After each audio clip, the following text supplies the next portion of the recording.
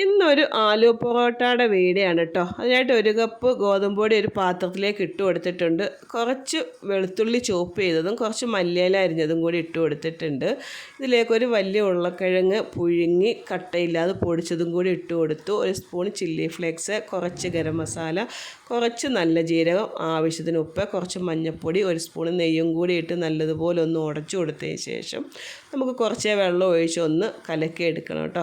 അപ്പോൾ കട്ടയില്ലാതെ കലക്കി എടുക്കണം. മാവ് ഒരുപാട് നീണ്ടു പോകേണ്ട, കുറച്ച് കുറുന്നനെ വേണം കേട്ടോ മാവ്. അപ്പോൾ അതിന് ശേഷം നമുക്കൊരു ഫ്രൈ പാനിലേക്ക് ഒഴിച്ച് കട്ടിയില്ലാതെ ഒന്ന് പരത്തി കൊടുക്കാം കേട്ടോ. അപ്പോൾ കുറച്ച് കട്ടിയിൽ വേണം ഈ മാവ് വേണ്ടിയത്, ഒരുപാട് കട്ടി ഇല്ലാതാകാൻ പാടില്ല കേട്ടോ. അതിന് ശേഷം നമുക്ക് ഒരു സൈഡ് വെന്ത് വരുന്ന സമയത്ത് നമുക്ക് 1 സ്പൂൺ നെയ്യും കൂടി ഒഴിച്ച് കൊടുത്ത് നല്ലതുപോലെ ഒന്ന് തടകിയതിന് ശേഷം നമുക്ക് മറിച്ചിട്ട് വേവിക്കാം കേട്ടോ. അപ്പോൾ ഞാൻ ചെറുതീയിലാണ് വേവിച്ചെടുത്തിട്ടുള്ളത്.